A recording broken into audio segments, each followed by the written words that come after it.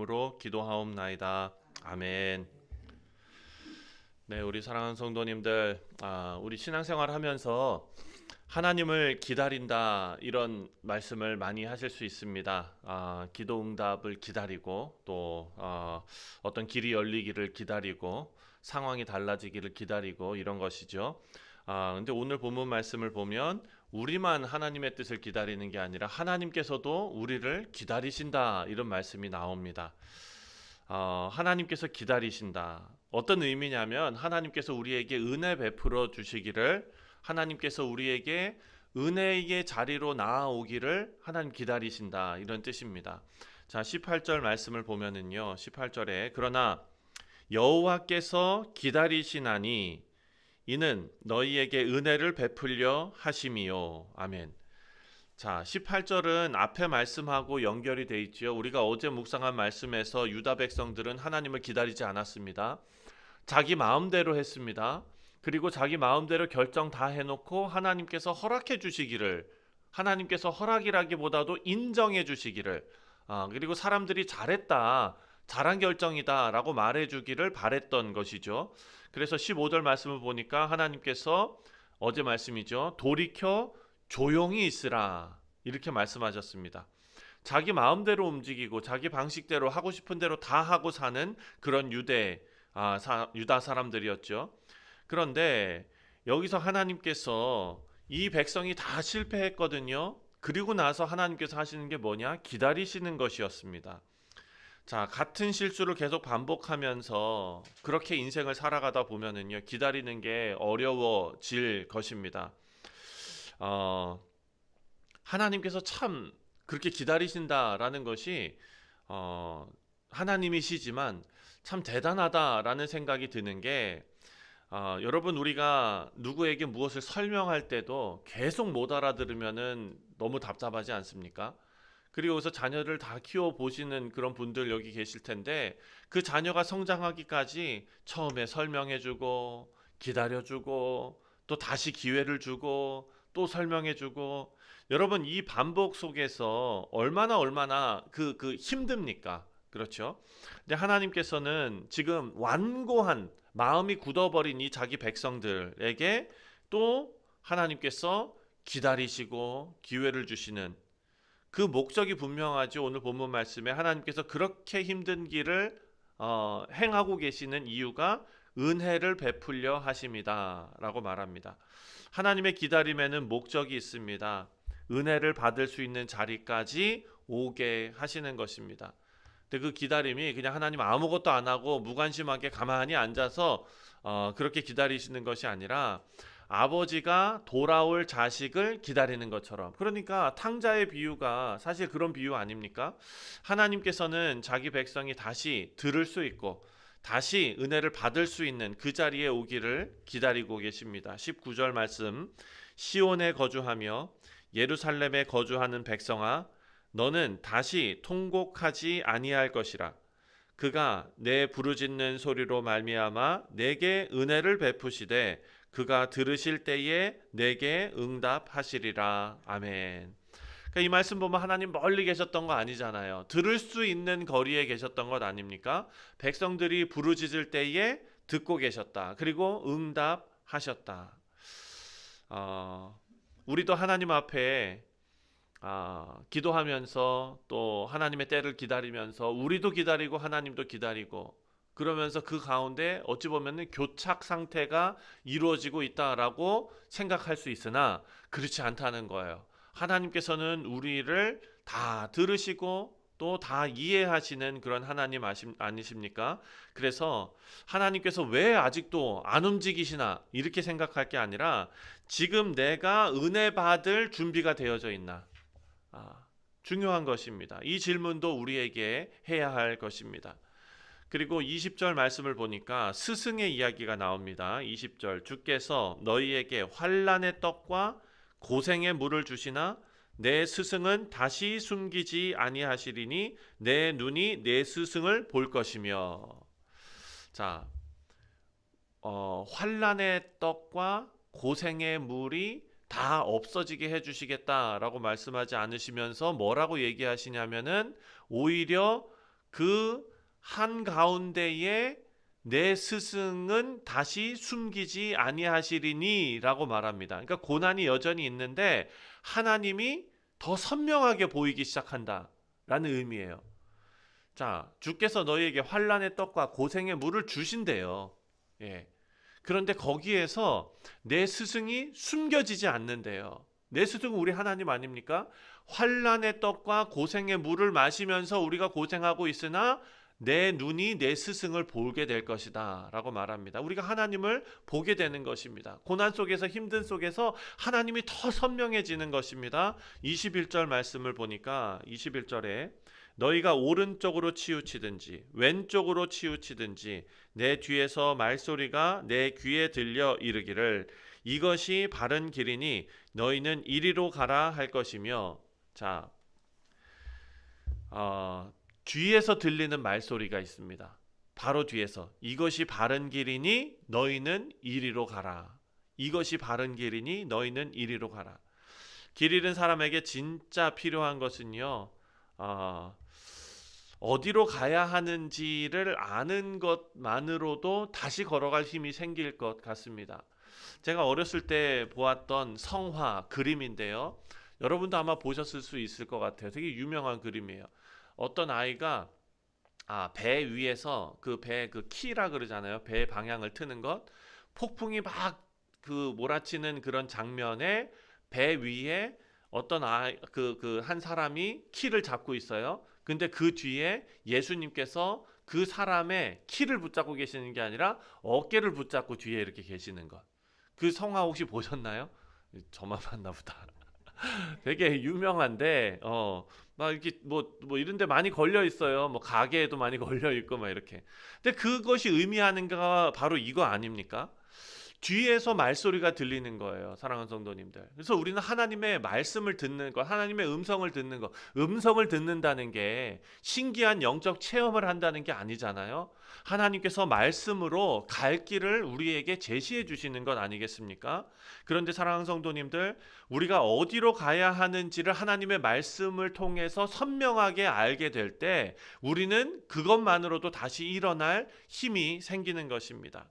고난이 길어지면은요, 사랑하는 성도들 두 개가 방향을 잃어버리는데, 첫 번째가 뭐냐면은 방향, 두 번째는 분별하는 것. 이 두 개가 갈 길을 잃어져 버립니다.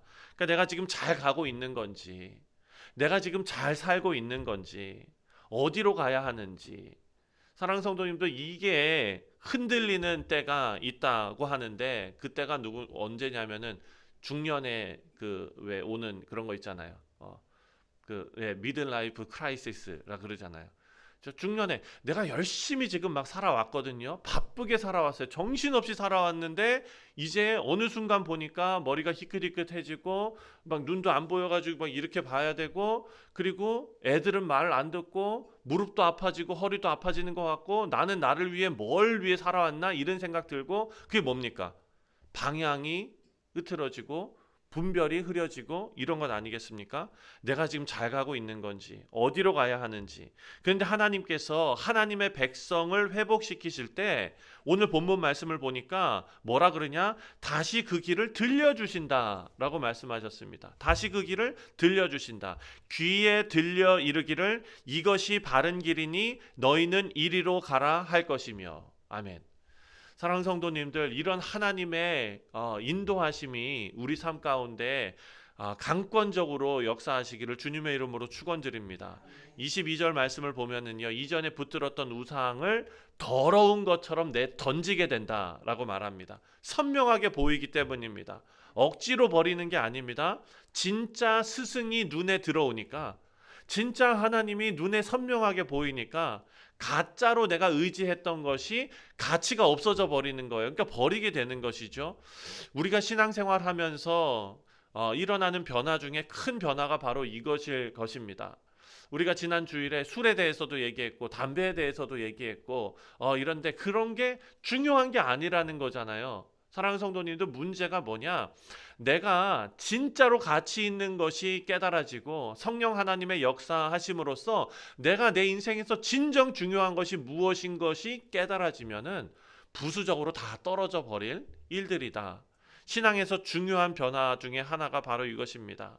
무언가를 버리려고 이를 악물고 내가 오늘부터 이거 안 할 거야, 저거 안 할 거야. 그러면은요, 사랑하는 성도님들, 이런 얘기 들어보셨죠? 여러분, 자, 지금부터 코끼리를 생각하지 말아 보세요. 그러면은 지금부터 코끼리만 생각나는 거예요. 그렇죠?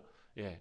마찬가지로 우리 손에서 귀한 것들, 내가 여기기에 귀한 것들을 내려놓으려고 하는 그 순간 사랑하는 성도님, 그 더 붙들게 된다는 것이죠. 그래서 자연스럽게 손에서 놓이는 방법, 그것이 뭐냐? 선명한 하나님의 길을 바라보는 것이다. 그리고 23절부터는 땅이 다시 풍성해지기 시작합니다. 자, 그리고 26절 말씀을 보니까 너무나 귀한 말씀입니다. 26절 가능하시면 함께 읽어보겠습니다. 시작. 여호와께서 자기 백성의 상처를 싸매시며 그들의 맞은 자리를 고치시는 날에는 달빛은 햇빛 같겠고 햇빛은 7배가 되어 7날의 빛과 같으리라. 아멘. 오늘 가능하시면 집에 가서 여기다 줄 치시고요. 하이라이트로 다 그으시고요. 그거 하세요. 저 몇 번을 했어요. 사랑하는 성도님들, 저도 그냥 눈물 날라 그러는데, 하나님은요, 하나님의 백성을 다시 원래 자리로 돌려보내시는 것으로 끝나지 않는다는 거예요. 무슨 얘기냐면, 아까 보니까 뭐라 그럽니까? 고난의 물을 마시고 환난의 떡을 먹게 하신다 그랬잖아요. 우리 인생에서 시련이 많다는 거예요. 그런데 하나님께서 그렇다면 우리가 선명하게 주를 보고 길을 올바로 정하고 은혜의 자리로 나아가면은요, 그 환난이 없어지고 그 슬픔의 물이 없어지고 고난의 쓴물이 없어지는 그 정도로 회복시켜 주시는 분이 아니라는 거예요. 왜냐하면 고난을 지나간 사람들에게 필요한 것은 내가 지금 겪었던 그런 환난, 그런 환경, 이것만 회복되는 것이 아닙니다. 왜냐하면 오늘 본문 말씀 보니까 그 고난의 길을 걸어가면서 우리가 상처를 너무 많이 입는 거예요. 하나님께서 그거 모르시는 것 아니라는 거예요. 우리가 육신의 그 연약함이나 혹은 경제적인 어려움이나 관계의 어려움이나 막 이런 그 길이 하나님께서 우리에게 주시는 그 고난의 길일 수 있는데, 은혜의 자리로 나아가게 하실 수 있는 길일 수 있는데, 주님을 더 선명하게 볼 수 있게 하는 그런 길일 수 있는데, 그 과정 속에서 우리가 상처를 많이 입는다는 거예요. 찢기고 피가 나고 두려움이 남고 자신감이 무너지고 하나님에 대한 원망도 있을 수 있고 지나가면서 생기는 상처예요. 그런데 하나님께서 어떻게 하신다 그럽니까? 그런 사람을 다시 걸어가게 하실 때에 하나님께서 상처까지 만지신다. 여호와께서 자기 백성의 상처를 싸매시며 그들이 맞은 자리를 고치시는 날에는, 우리 사랑하는 성도님들, 하나님께서 우리의 상처를 다 싸매고 계시고 회복시켜 주시고 어루만져 주심을 믿습니다. 자, 그리고 그런 은혜를 경험한 우리 모두가 이제부터는 하나님을 찬송하게 된다는 거예요. 자, 29절 말씀을 보면, 너희가 거룩한 절기를 지키는 밤에 하듯이 노래할 것이며 피리를 불며 여호와의 산으로 가서 이스라엘의 반석에게 나아가는 자같이 마음에 즐거워할 것이라. 아멘. 자, 지금 밖에는 심판이 이루어지고 있습니다. 하나님의 진노가 아수르를 향하고 있는 거예요. 그런데 하나님의 백성에게는 그 진노의 심판이 아니라 그들 속에서 기쁨의, 즐거움의 노래가 들리기 시작한다. 전쟁에 이겨서 기쁘다, 이건 너무 1차원적인 단순한 그런 장면입니다. 그게 아니라 우리가 다시 갈 바를 잃어서 지금 이런 고난의 길을 걸어가며 이런 어려움의 길을 지금 걸어가고 있었는데, 하나님께서 스승이 다시 보이게 하시고 올바른 길이 보이게 하시고 우리 가운데 그 가운데 입었던 그 상처들이 다 싸매게 해주셔서, 그래서 우리가 이제 할 수 있는 게 뭐냐? 예배라는 것입니다. 하나님께서 우리가 다시 하나님을 섬기고 예배하며 그 예배의 충만한 기쁨을 누릴 수 있도록 해주셨으니 기쁨과 감사가 넘치는 예배를 하나님 앞에 올려드릴 수 있게 되었다. 고난이 사람에게서 가장 먼저 뺏어간 것이, 사랑하는 성도님들, 뭡니까? 찬송입니다. 찬송. 여러분, 우리 입술에서 찬송이 자꾸 멀어지면은 우리 다시 한번 길을 고쳐야 돼요. 우리 다시 한번 정신 차려야 돼요. 그렇습니다. 일상생활이 너무 바쁘다 보면은요, 찬송이 없어지는 경우가 많습니다.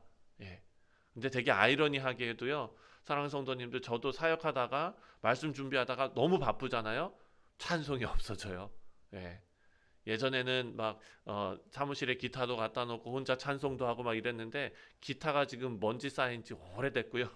예. 그렇죠. 우리 인생이 그렇습니다. 내 걸로 너무나 많이 그렇게 채우다 보면은 하나님을 예배하고 찬송하는 그런 아름다운 모습이 사라져버리고 뒷전으로 밀릴 때가 있지요. 예배 자리에 앉아 있어도 마음속에서 노래가 멈출 수 있다라는 것입니다. 우리 사랑하는 성도님들, 29절의 노래, 우리 뭐 그냥 상황 좋아져서 부르는 노래가 아니라 자기 힘으로 어쩔 수 없었던 그런 일들을 하나님께서 다 이루셨다는 것을 본 사람이 하나님 앞에 올려드리는 그런 찬송입니다.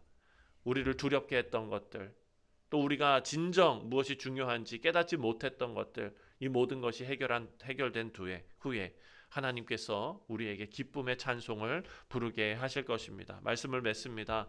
우리 사랑하는 성도님들, 20절 21절에 하나님께서 다시 숨기지 않으시는 스승의 모습을 이야기하셨고, 또 뒤에서 들리는 음성으로 이야기하셨습니다. 이 모든 것이 이미 예수님께서 말씀하시고 우리에게 약속하신 것입니다. 예수님께서 우리에게 무엇을 약속하셨습니까? 성령 하나님을 약속하셨습니다. 그리고 그 성령 하나님은 이미 우리 가운데 와 계십니다. 성령께서는 우리를 모든 진리 가운데로 인도하시는 분이십니다. 요한복음 16장 13절 말씀이죠. 사랑하는 성도님들, 하나님께서는 정의의 하나님이시고 공의의 하나님이신데도 은혜를 베풀기 위해서 우리를 기다리시는 사랑과 자비가 충만하신 하나님이심을 믿습니다.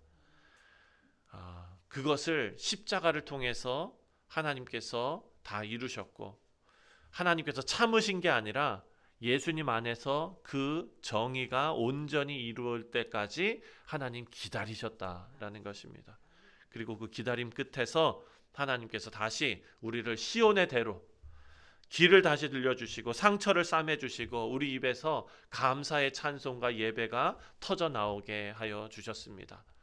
오늘 우리 예배 마치고 기도하실 때에 하나님, 우리를 기다리시는 하나님의 은혜를 우리가 놓치지 않게 하여 주옵소서. 함께 기도하며 승리하는 우리 모두 되시기를 주님의 이름으로 축원드립니다. 기도하겠습니다. 하나님 아버지, 우리를 포기하지 않으시고 또 은혜를 베풀어 주시기 위해서 기다리시는 그런 하나님이심을 우리가 봅니다. 하나님, 우리 환난 속에서 정말 그 고난의 그 길 중에서 우리 하나님의 음성을 듣게 하시고 하나님의 말씀을 가까이 하여서 이것이 바른 길이다 라고 말씀하실 때에 순종하며 걸어가는 우리 모두 되게 하여 주시옵소서. 또한 우리의 그 고난의 상처, 그 슬픔의 상처, 정말 이 세상에서 살아가면서 찢기고 정말 그런 아프고 이 모든 것들을 아버지 하나님께서 다 싸매시고 또 지친 마음을 하나님 고쳐주시고 잃어버린 정말 그 찬송과 기쁨을 하나님께서 다시 회복시켜 주심을 믿고 오늘도 하나님의 정의와 하나님의 은혜의 십자가를 붙들고 살아가는 우리 모두 되게 하여 주옵소서. 감사드리오며 예수님의 이름으로 기도하옵나이다. 아멘. 하늘에 계신 우리